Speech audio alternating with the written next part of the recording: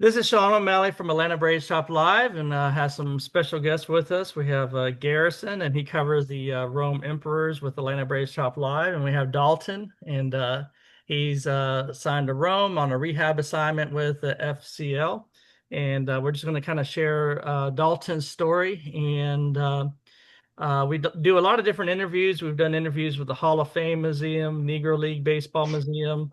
And we like to do a lot of different interviews, like behind the scenes. Those are some of my favorite ones. And also, we want to start jumping into covering the minor league system as well. So, our Atlanta Braves Shop Live page just hit 236,000. And it says currently a month, we're reaching about 42 million viewers a month that our content reaches. And we have a little bit of content on Instagram. I'm older, so I'm not too much into the. we Yeah, interviewed, you're we, excited. yeah, we interviewed Harrison. I'm not Harrison, but we interviewed Hayden Harris, Mhm. and he's like, "I think I'm too young to be on Facebook," and we just started laughing, like, "Hey, hey, hey, now!" and, I'm like and check mine once a month. yeah, but Dalton, would you like to share a little bit about where you're from, where you're born, and what brought you into baseball growing up? So I'm from Jackson, Tennessee. Just like I mean, it's a pretty decent sized town. I mean, 5, 6 years old. It was just kind of some. I was always a kind of an active kid, so I just wanted anything to get me out of the house. And we had the like city ballpark right down the road. So my dad was like, "What the heck? Sign me up." And then honestly, like just from that age, it was just like something fun to do. And it's always like I've always tried to keep it fun. So it's like something that's just kind of separate like school from baseball. It's just something different. Keep your mind active and busy. Um, so and then played baseball at Meridian Community College, Southern Miss. After that, and then now I'm here. So how did it go with I grew up playing I grew up like just like you, a lot of kids grow up same same thing growing up, same story, growing up from 5 6 years old playing t-ball and going to the next step. Every kid's dream is to play, get signed by a team, especially the Braves. You're in the general area. Did you grow up a Braves Yep. fan? Yeah, I grew up a Braves fan. I was actually a Jason Hayward fan growing up. I think Okay. the bobblehead, my walls haven't been painted since I was a kid. I have a Jason Hayward bobblehead on my wall from when he was with the Braves. So that's kind of funny. So, like I said, every kid's dream is playing baseball, growing up playing baseball and seeing the different stars or what have you. At what point did you think, I have a chance? You said you went to college, but at what point did you think you started seeing scouts or that you had a chance? And what was that took you to the position of being in the outfield?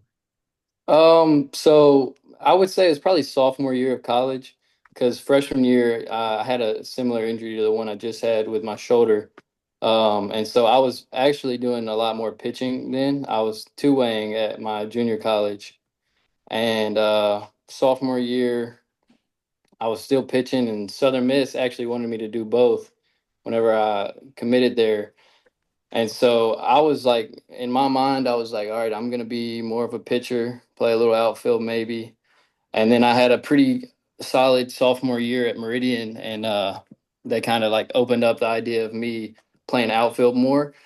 And so I would say it's probably around halfway through my sophomore year, I was like, man, I've actually got a chance at this. Like, if I like give it everything I know I can, I really do think I have a chance.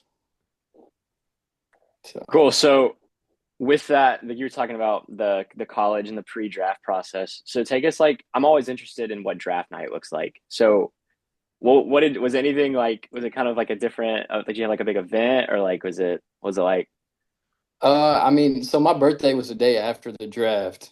oh, okay, So that's I cool. was like thinking that I was going to get drafted. I wasn't 100% sure, of course, and you never can be, Yeah. um, unless you're one of those few like 100 guys at the top. But um, so I was just kind of with family, just wanted to be around my family for it. And we were going to do like a little birthday slash signing type thing.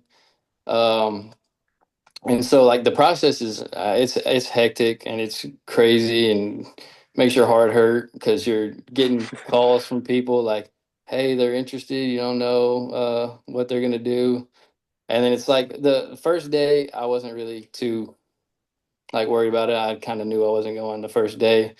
And then that round 10 through 20 comes, and I went to sleep that night. They're like, we had some good talks with some people, like you should have a pretty good shot. And then as the rounds just kept going by, heart starts racing a little bit more. And then eventually, it's funny, I started playing college football on my Xbox because I was like, I can't think about it anymore. I just got to let it happen. So I just went to my room and just tried to flush it out of my mind and let it happen if it was going to happen. No, Say, yeah. yeah, I was what I saw was yeah, it's very tricky. It's a lot of technicalities that go into that because from I hear that sometimes the teams talk to the players before the draft to see if they'd even sign them because you don't want to Mhm. draft somebody and they say, "No, I'm going to college, thank you." And then you've wasted Yeah. your. I think the Braves did that not long ago. They had like one of the several years ago. They had a pitcher. They got like I think he was like number one or two or something like that, Mhm. and I think he didn't even sign with the Braves. And so, did y'all?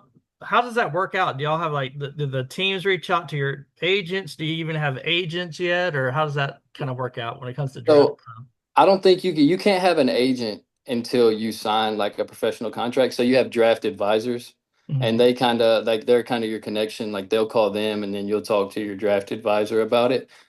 And so it's really just like comes down to whoever has reached out. Like everybody has like a portal type thing that they have to like put all their information into, and you got to put your agent in there or your advisor in there. And so they'll reach out to them before they reach out to you. That's or from my experience. I don't know about for everybody else's, but that's how the process kind of was for me. I heard everything through my advisor. Oh, okay, so is the advisor somebody you look for, or somebody that's assigned to you, or how does that work out? They you can look for them. You can reach out to people, or they can reach out to you. I had somebody that reached out to me because he had a few guys from Southern Miss already, so it was kind of an easy connection there. And did you have any idea that the Braves were like interested in you? Not honestly, it was like a couple other teams, but in my mind, I wasn't thinking about the Braves at all until like halfway through that third day, whenever my advisor called me and he was like, "Hey, the Braves are thinking about picking you," and I was like, "All right." That's like that made me real excited because I was like, "That's my team right there." So I just lost my train of thought. So you said the school that you went to, correct me if I'm wrong, but that is that where Hurston Waldrop graduated or was originally? Yeah, that's where he was before he went to Florida. Okay, so So he were was y'all there. teammates at any point or was that Yeah, that was I think 2 or 3 years before me, okay, and then Landon Harper was there the year before me. So okay. it's two guys in the system. Yeah. No, I heard you say the name of the school and I was like, that sounds really familiar. So I started looking and I was like, okay, that's Hurston, but I didn't know if y'all were there at the same time. So Yeah, he was there a few years before me. So how's it playing in college compared to when you first get sent to the Florida Complex League? How do you see the difference? It's definitely a lot different. I feel like here in Florida, there's a lot of raw talent. Like the guys here are super talented, of course, and there's like a lot of explosive arms, like with some like real good fastballs. So they usually have one really good pitch.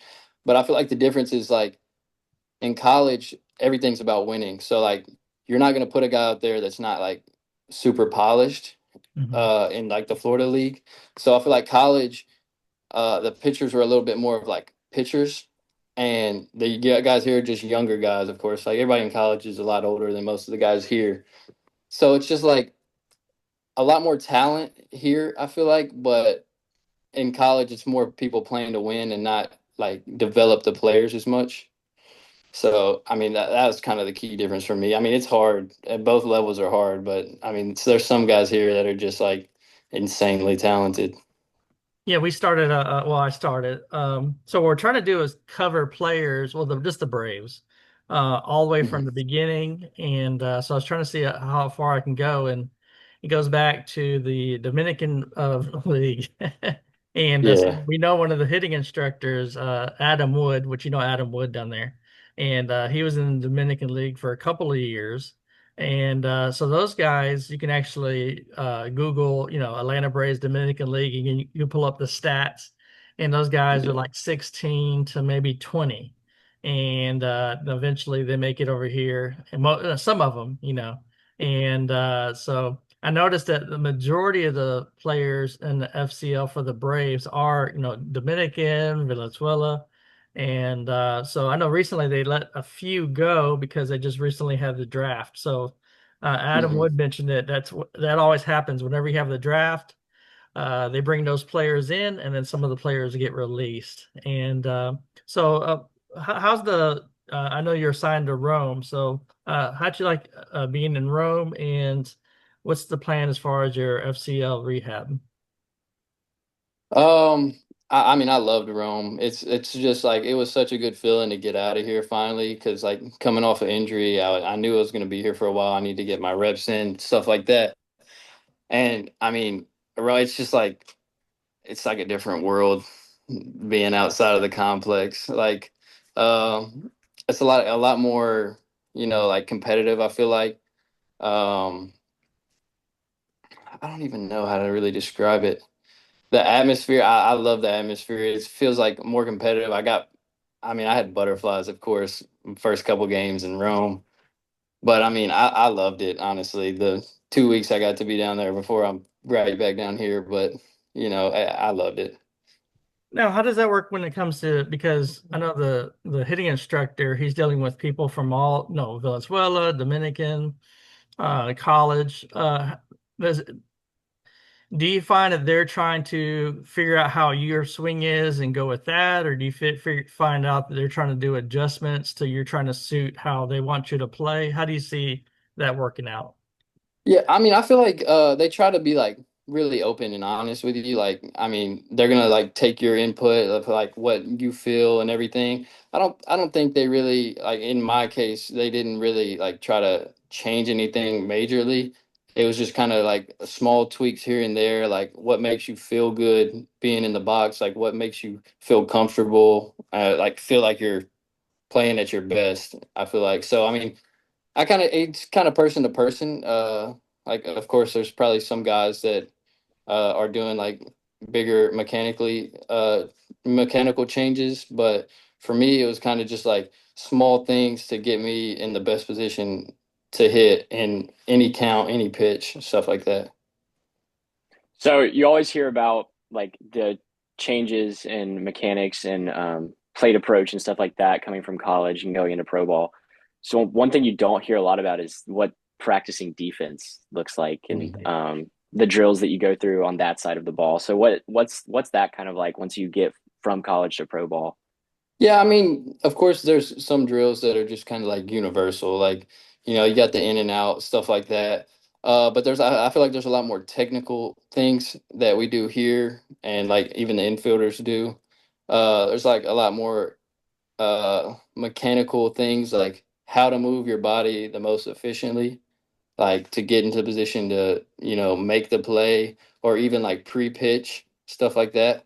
I feel like that's like kind of like huge for us, like trying to make sure that we're in the best position to be able to make the plays and make sure we're getting the best reads we can. I was noticing that like I said, we started a page for the Dominican League, and it's kind of neat to reach out to those young guys out there because there's not a lot of coverage.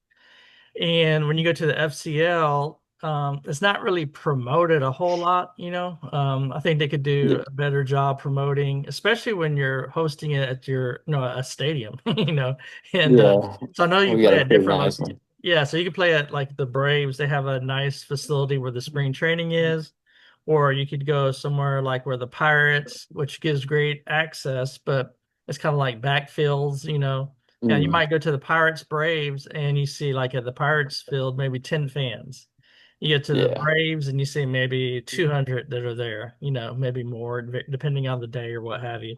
And so how is it when one of the fans that we have in Rome, she goes to every game and takes photos. So she'll actually send us Mhm. photos and I'll tag the players, tag her in it and stuff like that. So how's it been with coming across the fans and that you see? The, The I Yeah, it's nice. It's nice to like know that there's people watching you. Like I feel like it gives you another thing to play for. Like playing on those backfields, sometimes it can get to where like there's not much energy. There's no like crowd talking behind you, especially if you have a bad start to a game, kind of can drain your energy and the crowd can kind of bring that back into you. So I feel like that's like a big like aspect of, keeping your energy up, getting some like confidence and some like drive, I guess, towards playing. But I mean, it's nice. It's nice just to look in the stands and you see people. Like we played in Asheville, and they had a pretty good crowd, and like it was pretty cool to see. They were getting pretty rowdy. You mentioned that one of your childhood what people that you enjoyed watching was Jason Hayward, which is an outfielder. Is there anybody that you kind of think that you kind of patterned the way of play or your swing or anybody you looked up like, hey, I kind of swing like this person or I like this play? Um, I wouldn't say we necessarily like I picked up like a pattern from him, but a guy that I really loved to watch was Ender Inciarte. Hmm. Because like I felt like we had pretty similar games. Like he's not like a huge power guy, but he plays like a pretty good defense. He runs pretty well, stuff like that. So I loved watching him play. That was probably my favorite player growing up. Like that's like the guy that I always wanted to see. And so I'd say like I tried to like kind of be like him in a way because like I knew that like defense is important. Like I got to use my speed to my advantage, and that's what he did really well. What's funny is my There, friend Ray, he was on a cruise about a month ago, and he Mhm. came across him on the cruise. And they were sitting right next to each other, and he's like, "Hey, Ender, can I take a photo with you?" And he ended up taking a photo with him. So that's pretty wild to come across him on a cruise, you know. And but all right, Garrison, you have I didn't mean to cut in front of you. no, no, you're good. You're good. So kind of tagging off the stolen bases and using your speed to your advantage. So you have 19 stolen bases on the season. So is that something that you've kind of always worked on? Like a stolen base is something that you see as a big part of your game, or is it just kind of is it developed recently? Um, I was a lot better with it in junior college than last year because I had a like my shoulder injury, so I kind of had to cut out like that part of my game for a majority of last year because I think I only had like uh, maybe 6 or 7 bags last year. I can't even remember, but that like cut me out of like a big part of my game, and that's something that I kind of like had to find again whenever I got here. So I'm still trying to, like perfect that and get better at it. I mean, every aspect of my game I got to get better at, of course, but that's like a big one that they've been like pushing like, hey, we got to work on this to, make sure like they know I'm a good runner. I know I'm a good runner. So that's got to be a huge part of my game for in order for me to be successful long term. Yeah, it's so tough because when you're playing, I grew up playing in whatever, playing against a lot of the same guys growing up. So, their Mhm. tendencies or what have you, their pickoff moves. But then when you're in the FCL or in Rome, you're dealing with people you really don't have much scouting on. When I talked to Hayden Mhm. Harris, the guy, the pitcher for Gwinnett, he said he notices once you get up to double A that there's a whole lot more scouting going on when it comes to catchers and players or what have you. Mhm. And you're dealing with people. If you get on first base, you got no idea what that guy's pickoff move, if it's terrible, good, and Yeah. and if you have a big old lefty facing you, you can pretty much forget trying to steal. So Lefty with a good move's really hard to steal off of. yeah, and so what do you look forward to? I know you're down in Florida with the FCL. So do you have any idea how long your rehab is going to be and how that process works? I think it's just kind of like you got to see how it progresses. It could be a few weeks. You never know. It's just really how it feels and how I progress over the next couple weeks. So I don't think there's really like a set in stone timetable for like when I'll be back, stuff like that.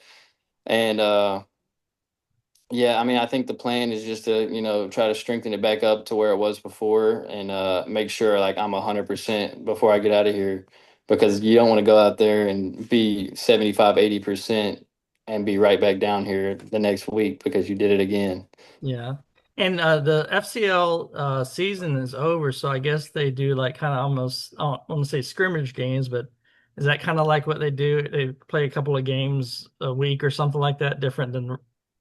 Yeah, I'm not really sure what their plan is because I'm like strictly rehab right now, so I don't really have a game plan for that. But I know that they're still, I mean, practicing every day, getting their work in, stuff like that. So I'm sure whenever it comes time for me to do baseball activities, I'll join in on whatever they're doing, whether that's live ABs, BP on the field, sim games, stuff like that. No, I noticed it when I So when I met you, you had a wristband on, and would you like to share a little bit about what that wristband is in reference to your mom?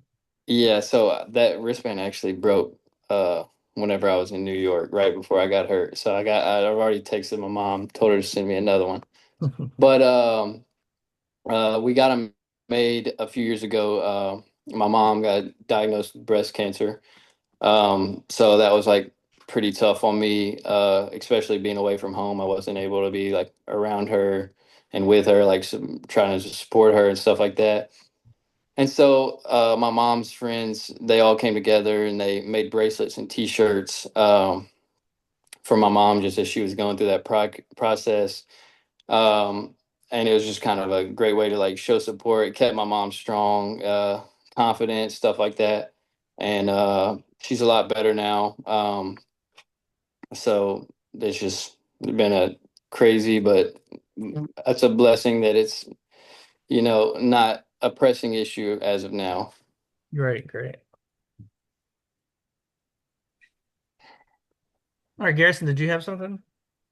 I was gonna ask another question about the rehab, but so with the rehab process, you said that you're not doing baseball activity right now. So is it you come in the morning and is it like physical therapy type stuff, or Yeah, what does that kind of so look like? this past week is my first week in there, so I've just been doing a lot of like stretches, stuff like that, trying to get the like last bit of soreness out of there. A lot of so many machines that I don't even know what they call them in there, and so I've been doing all those. I get in there same time as everybody else. It's like 8:30 ish.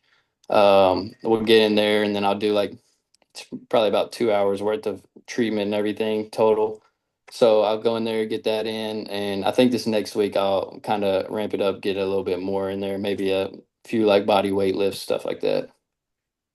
Have you had a chance to make it to any games this year? And any other teams or Braves or what have you? Nah, I haven't been to any other games. It's hard. It's hard. You're playing every day, just about. So it's tough to get out here, and you want to use that time off to recover your body and relax. Yeah, they So yeah. what do you usually do like on an off day or a day that you're not playing to recover or just anything? Um, I try to get as much like fluids and food in as possible. So if I'm down here in Florida, I try to get out of the complex at least once on that day off, just to get out and move my body around, stuff like that. And then I'm still a kid, so I still play a lot of video games on my day off. Uh, that's what I was doing earlier. So it's a lot of video games. I maybe go to the beach on an off day, stuff like that. Just go out to dinner with a couple teammates, stuff like that. But overall, I mean, I kind of just want to relax on my days off, try to do as least amount of activity as I can. What's the go-to game right now? What are you playing? I've been playing a lot of Rainbow Six Siege. That's kind of been the big one for me and my buddies. We've all been playing. We're waiting on the new 2K to come out, so that'll be the next up. Oh, we interviewed Ozzy Albies' wife, and man, I know my kids play that game, but we are interviewing Ozzy Albies' wife about the Ozzy Albies Foundation, Mhm. and she said Ozzy's downstairs playing a game. So if you hear him, what's the one that you start with 100 and it starts going down in the number, and yeah, man, what's the name of that game? Um, so you got a weapon and you're going around and you start with 100 people and it narrows down and it's Oh, Oh, Fortnite? Fortnite? Fortnite. Yeah, yeah, yeah. Fortnite, So yeah. my boys are used to be real big into that. So and we were interviewing Andrea Albies and she said if you hear any yelling, that's Ozzy downstairs playing Fortnite and he loves to play Fortnite. So I know a lot of the players they like to play first for a stress reliever as well. So uh Fortnite used to be really big. Yeah. So one of the things I saw when I went down there, I saw Terry Pendleton. Mhm. He was there, and then when I was in Columbus, Georgia, covering the Columbus Cleanstones, I talked to him there too. I saw him there as well as far as rotating instructor. And I forgot the guy's name, but there was another same guy. There was a guy that was there at the FCL, and he was also at the Columbus Clean Stones as well. So how is it? How is it when you see those traveling? I guess what do you call rotating advisors, whatever? Do they talk to Uh, everybody, or do they just are just yeah, looking for specific people, or what are they doing? they try to get with everybody. They kind of it gets a little scary. Everybody's kind of on their P's and Q's whenever they come around. So everybody kind of tightens up a little bit. I feel like everybody's trying to be on their best behavior and stuff like that.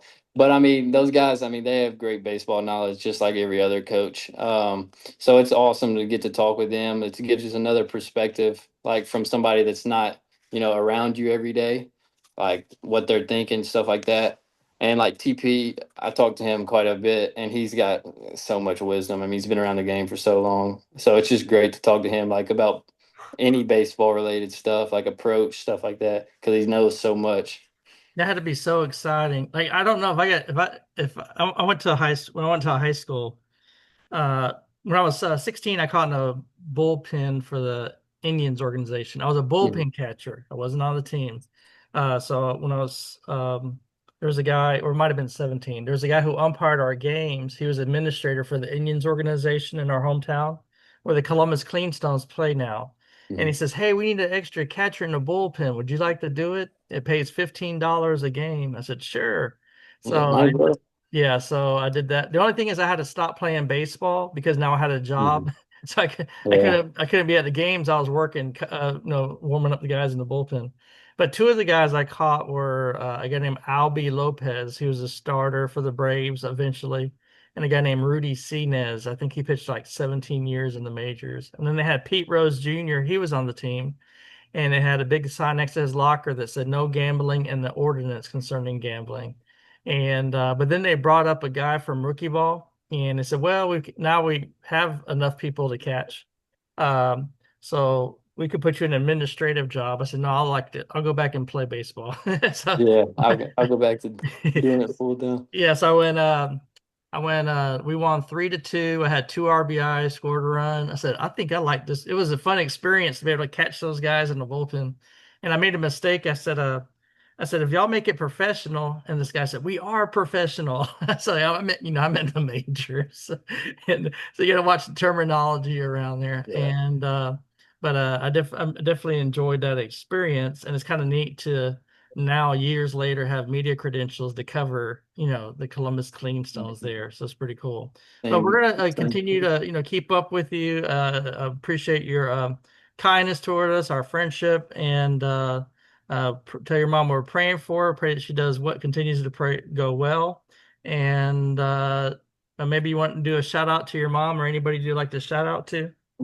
Shout out to my whole family. They've always been super supportive of me. They try to come down here as much as they can. They came to Rome my first game. They've been a big part of, this whole process. They've kept my head steady and always given me the best advice and tried to give me everything, everything I needed to get to this point in my life. So I wouldn't have been able to do it without them, for Great. sure. I'll let Garrison close us out if you get any questions, and we'll wrap it up. I don't have a ton. I was just gonna say, Dalton, thanks for letting us take some of your time, and let me know when you get back to Rome. I will. Okay. Hopefully it's sooner rather than later. Hopefully, hopefully. All right. Well, thank you, Dalton, for joining us. It was a Thank pleasure y'all. having you join us. Thank See you. y'all.